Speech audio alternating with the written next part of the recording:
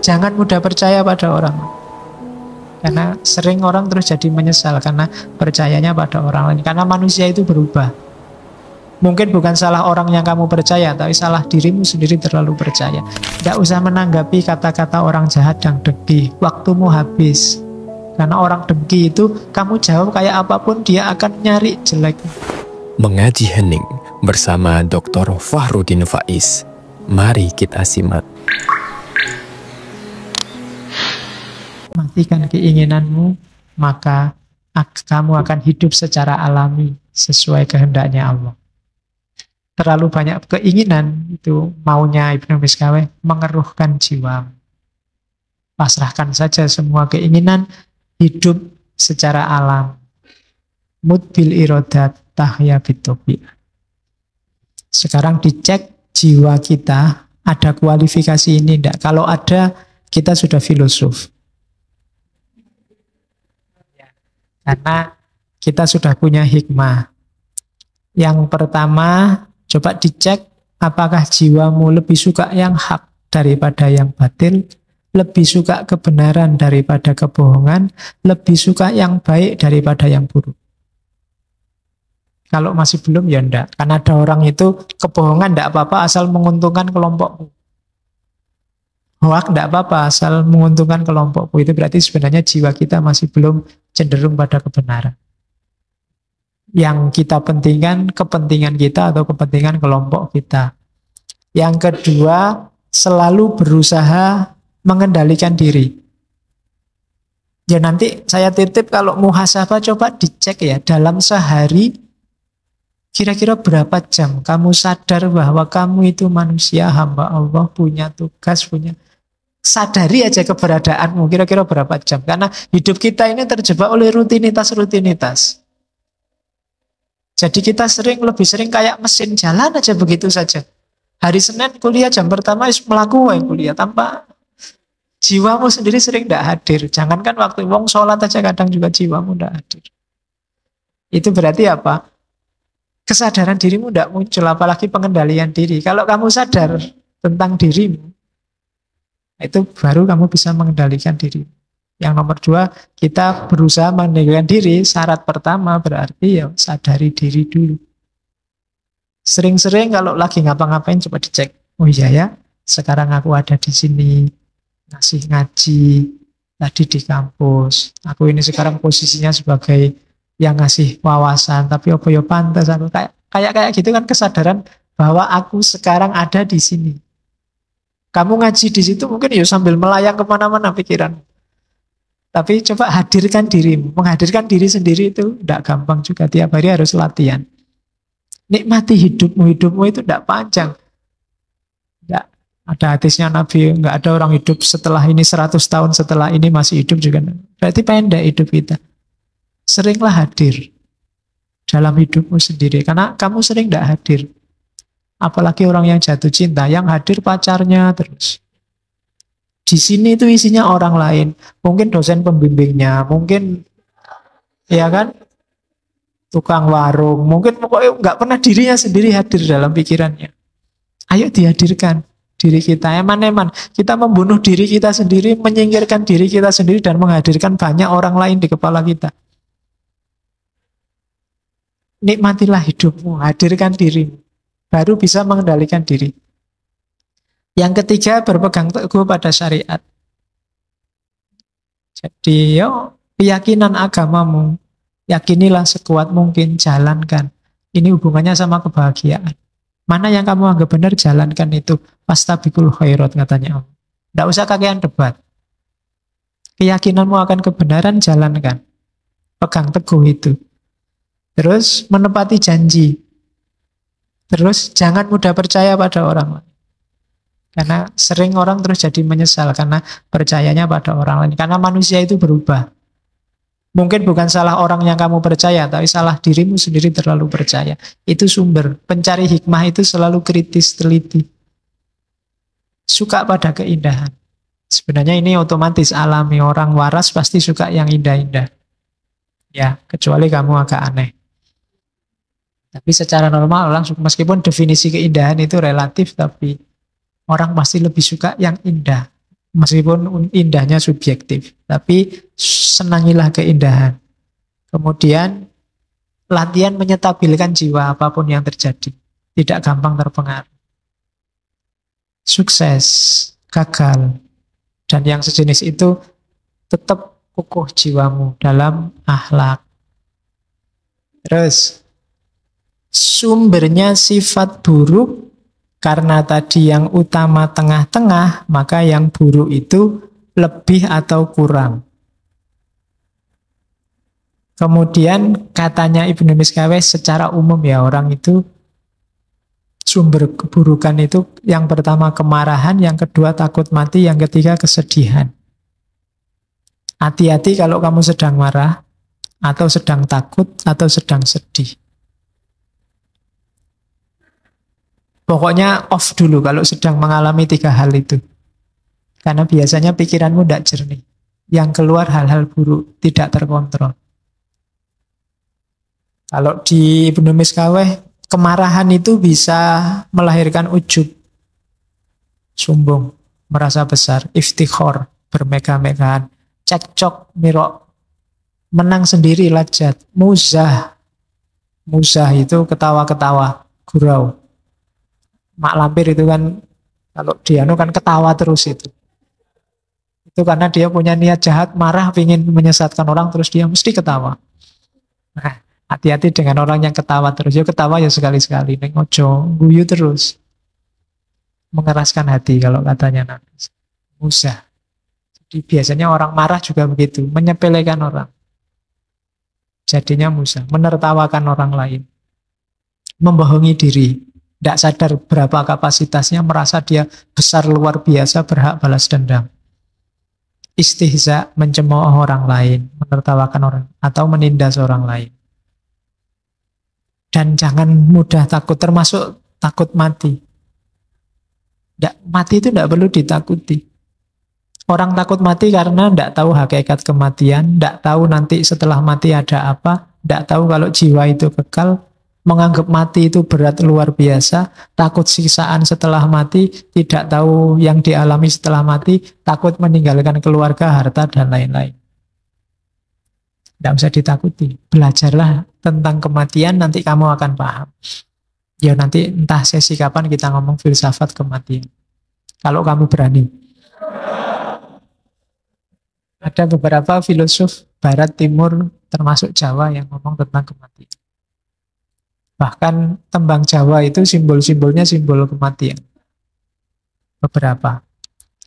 Oke, kalau kesedihan, katanya Ibnu Miskaweh, sumbernya biasanya dua. Berpisah dari yang dicintai, atau gagal meraih yang dicintai. Meraih yang dicari. Ya karena yang dicari biasanya yang dicintai. Jadi perpisahan dan kegagalan, sumber kesedihan. Diinget-inget ini ya, begitu kamu, wah aku mengalami perpisahan ini, off dulu. Karena kamu sedang sedih itu mesti. Atau gagal, itu coba jangan mutusin apa-apa dulu. Tenangkan dulu pikiranmu, sampai jernih lagi baru berpikir. Sedang takut luar biasa, itu juga hati-hati. Orang takut itu biasa, makanya cowok-cowok kan sering ngajak pacarnya nonton film horor. Karena waktu takut itu pikirannya nggak jalan ya, merangkul ya. Jadi, jangan. Kalau takut off dulu. Yo, kalau lihat film horor dipikir dulu. Ya. Oke, makanya kalau lihat film horor berdoa saja semoga tidak takut atau semoga nggak ada hantunya. Nggak jadi nonton film horor. Masa sudah ngopi film horor, sudah mau dilihat, waktu hantunya keluar malah merem. Nggak berani aku lihat, jadi jangan lihat film horor, Mas.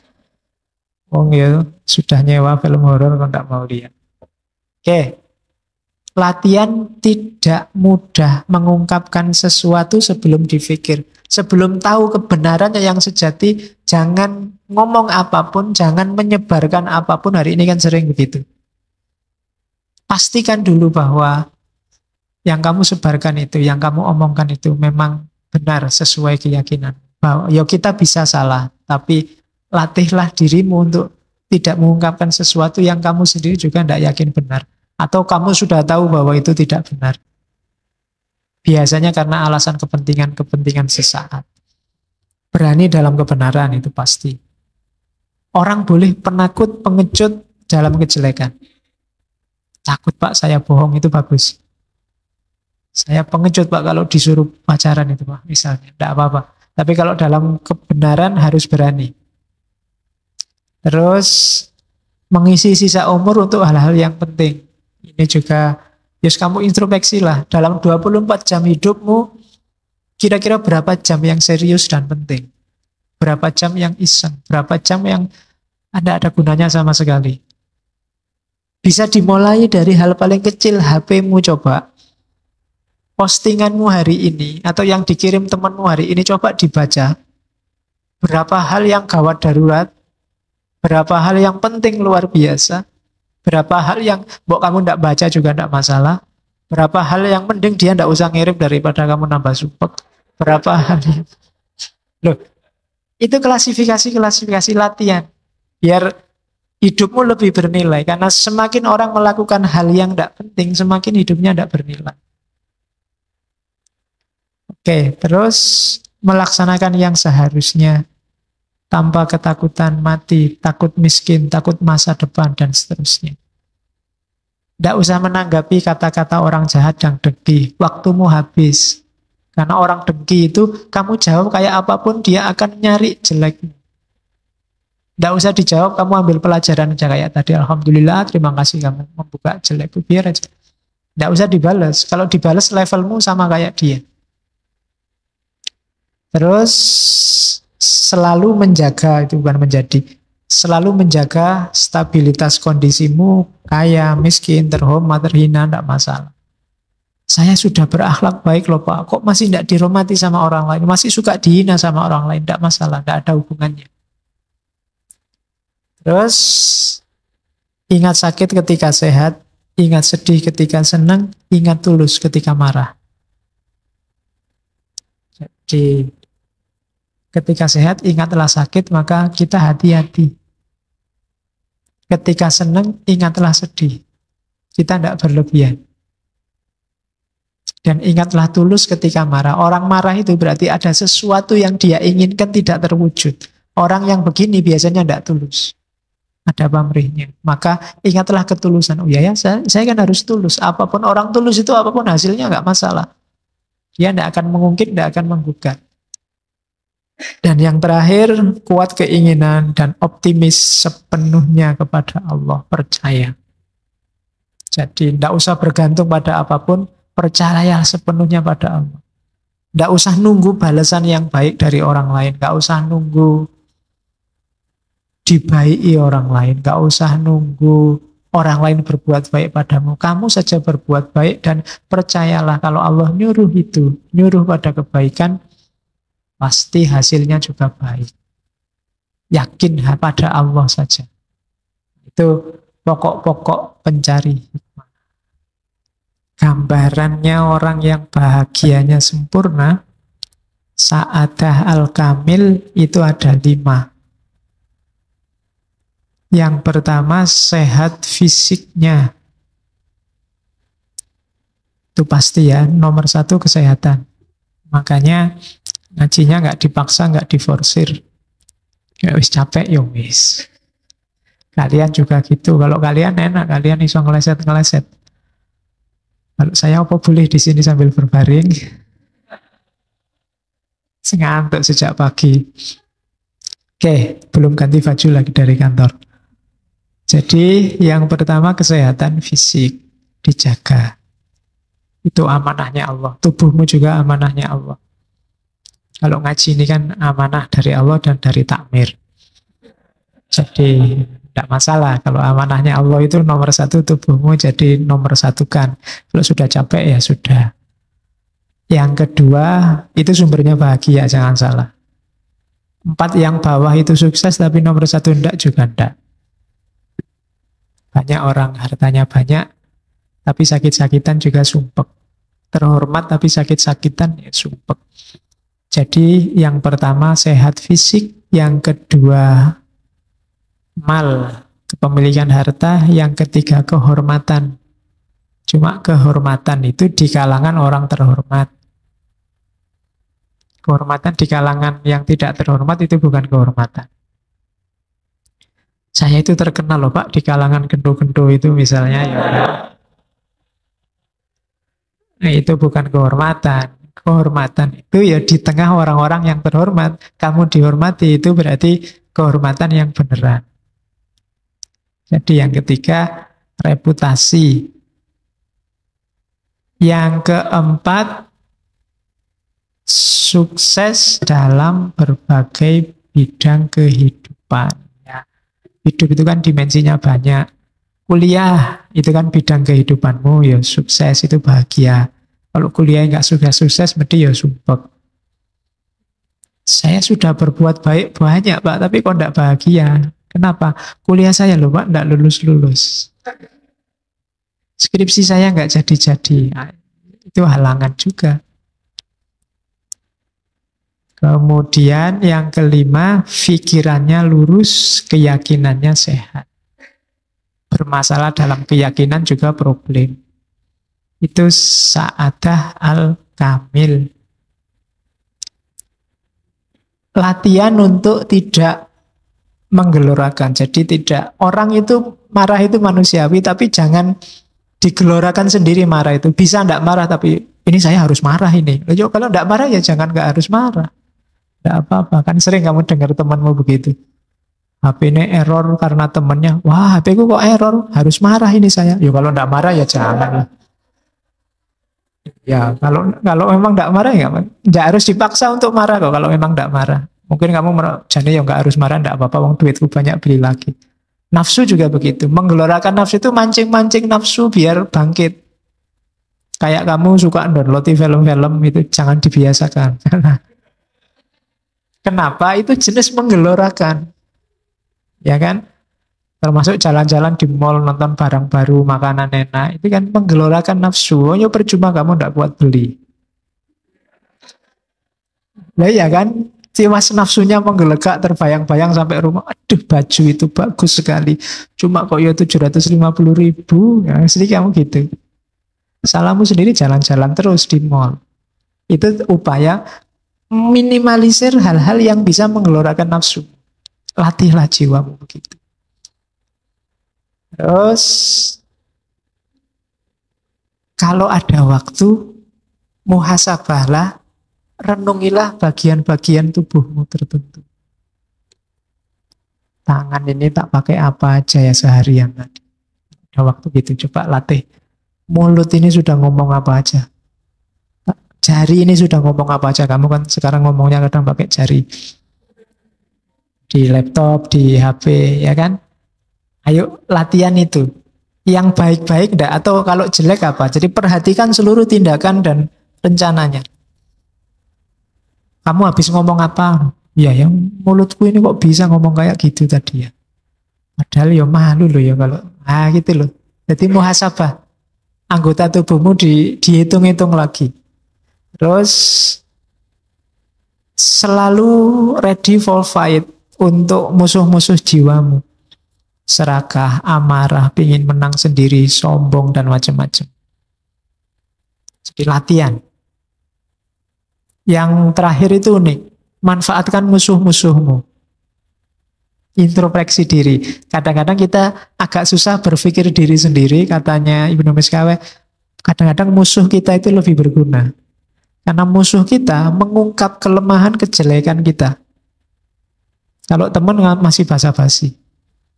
Ini kalau musuh, manfaatkan keberadaan musuh. Kalau nggak punya musuh, cari yang musuh. Biar bisa menunjukkan, kamu musuh itu kan gitu. Kalau ngomong terang-terangan, jelek ya kamu diomong jelek. Nggak jelek dicari-cari kejelekanmu. Daripada kamu capek muhasabah, saya jeleknya di mana ya Pak? Tanya musuhmu aja, lebih cepat. Musuhmu lebih tahu di mana jelekmu. Loh, kamu harus terima kasih ke dia loh. Terima kasih, saya kalau mikir sendiri nggak ketemu kejelekanku. Kamu sudah bantu berpikir tentang kejelekanku. Itu berguna untuk muhasabah, ada musuh. Dan kamu dimaki-maki orang misalnya ngomong nggak aturan, itu umat Islam kan nggak boleh mulutnya gitu. Oh iya ya, jangan-jangan aku begitu. Ini kan alhamdulillah dia menunjukkan. Tadi kamu nggak sadar ngomong jelek, tapi gara-gara punya musuh. Nah, jadi itulah manfaatnya haters. Oh iya kan? Makanya ndak masalah kamu punya hater. Meskipun ndak punya, ya pura-pura punya ben kayak terkenal. Biar kayak orang terkenal. Haters itu gunanya apa? Menunjukkan di mana jeleknya kita. Dan itu berharga sekali loh buat kita kalau ingin naik kelas. Kualitas hidup kita semakin baik. Jadi kalau ada orang maki-maki kamu, menjadikan kamu, terima kasihlah. Karena kamu tidak punya waktu untuk muhasabah sendiri, dibantu dia yang muhasabah tentang kita. Itu jasanya besar untuk hidup kita. Jadi terima kasih hater. Besok bikin kaos itu ya, terima kasih haters. Kamu membuka mataku tentang betapa aku ini banyak kejelekannya. Kan gitu. Oke. Jangan bergaul dengan orang jelek. Orang yang bangga berbuat dosa. Orang yang dosa itu biasa, santai aja. Hati-hati. Orang yang terbiasa dalam kejelekan. Itu akan mempengaruhimu. Kalau dunia psikologi mungkin kenal aura. Kamu juga sedikit banyak akan terpengaruh. Hati-hati. Jadi yo friend tetap friend tapi tidak harus lekat. Tidak harus sangat akrab. Syukur-syukur bisa menjauh. Bilang aja kamu sedang tirakat atau apa-apa. Itu tidak apa-apa. Sementara, ya kayak para sufi itu loh. Sampai kamu bisa menaklukkan jiwamu. Sampai kalau ketemu dia bukan kamu terpengaruh dia, tapi dia terpengaruh kamu. Tapi itu prosesnya agak panjang. Tapi yang jelas kalau merasa masih lemah, jangan dekat-dekat. Orang yang menurut identifikasimu tidak bagus. Karena eman-eman pertumbuhan spiritualmu. Karena teman yang jelek itu juga akan memerosotkan pencapaianmu yang sudah tinggi secara tidak sadar. Maka hati-hati. Yang kedua, banyak-banyak melakukan aktivitas yang berhubungan dengan pengetahuan. Cari ilmu itu mengasah jiwa. Jadi membuat jiwa kita semakin cerdas. Jadi jangan ragu-ragu untuk ikut forum ilmu apapun. Jenisnya maupun kontennya. Karena majelis yang paling disukai Allah itu majelis ilmu. Jadi yang nomor 2, ikuti saja ada forum apapun. Ngaji apapun. Apalagi yang ada makan dan snack gratis. Lumayan. Dapat ilmu juga dapat snack. Oke. Yang ketiga, kalau bisa, karena tadi di antara nyawanya kebijaksanaan itu, untuk ketemu kebijaksanaan atau ilmu, itu kan bau-bau filsafat. Kalau bisa, logikanya dilatih. Ada gunanya kamu pinter matematika, katanya Ibnu Miskawi. Kenapa? Melatih logika. Makanya di situ ada geometri, aritmatika, musik, astronomi. Itu kan butuh matematika semua. Dulu di masjid ada pelatihan falak. Itu kan matematika. Boleh dihidupkan lagi. Kenapa? Selain melatih cara berpikir, itu melatih orang objektif. Mencintai kebenaran. Itu matematika ya. Meskipun kita agak trauma karena sering tidak lulus. Ya, tapi nyawanya logika itu kan ada di matematika. Ayo latihan itu untuk cinta kebenaran. Orang yang katanya Ibnu Miskawi, orang yang suka matematika itu dia terbiasa jujur dan menyukai kebenaran. Karena matematika itu tidak bisa bohong. 2 tambah 3 ya 5. 1 tambah 1 ya 2. Selalu jujur. Ya kecuali rumusnya beda. Tapi ya rumus beda kan juga pasti, ilmu pasti. Melatih kejujuran. Yang ketiga, hidup tidak berlebihan. Kita sering menyebutnya hidup sederhana. Sederhana itu bukan berarti miskin loh. Hidup sederhana itu yang menggunakan segala yang kita miliki secukupnya, porsi dan proporsinya. Kalau minum butuhnya cuma setengah gelas, ya jangan dikasih 2 gelas. Nah, itu tidak proporsional namanya, tidak sederhana. Tiap kali kan cuma saya minum ini sebenarnya tidak apa-apa sih nanti kalau ada yang mau minum. Tapi kalau memang harus saya yang minum, ternyata enggak. Nah, itu ya mungkin ini untuk penghormatan aja. Cuma contohnya itu. Jadi kalian jangan mengejar ketidaksederhanaan, kelebihan. Karena yang namanya kelebihan dalam hidup itu tidak ada batasnya. Saya pingin uang lebih, Pak, itu tidak ada batasnya. Pingin uang banyak, Pak, itu tidak ada batasnya. Sebut aja butuh berapa, dan pas segitu. Latih hidupmu untuk pas, tidak lebih. Pas pingin beli mobil, ya duitnya pas. Pas pingin beli rumah, ya duitnya pas. Itu pas namanya. Oke, ya kalau sudah punya mobil, ya tidak usah gonta-ganti mobil lagi. Edisi terbaru, sudah punya HP, pingin ganti HP baru lagi. Edisi baru. Samsung sudah sampai 9. Sekarang Apple sudah 10, sudah X ya. Kalau kamu ngikuti itu, tidak ada batasnya. Kalau ada yang tanya, kok nggak beli S8, saya nunggu sampai S27 besok. Itu masih S8 belum ada apa-apanya. Kamu belum mutahin, pokoknya besok S27 baru tak beli. Oke. Pokoknya tidak ada batasnya. Kamu kalau ngejar yang paling mutakhir ya 2 bulan lagi sudah nggak mutakhir lagi, itu sudah ada yang baru. Terus begitu. Kalau ngejar itu tidak ada habisnya. Sama kayak kamu nyari istri. Nyari yang cantik, Pak. Ini cantik loh. Tidak, Pak. Ada yang lebih cantik. Ya memang ada. Tapi apa yang mau sama kamu? Oke. Jadi usah onone lah, pas-pasan aja hidup itu. Nggak usah neko-neko. Terima kasih sudah menyimak. Semoga channel Mengaji Hening bersama Dr. Fahrudin Faiz selalu bisa memberikan ilmu, motivasi, dan kebermanfaatan. Salam sehat dan bahagia.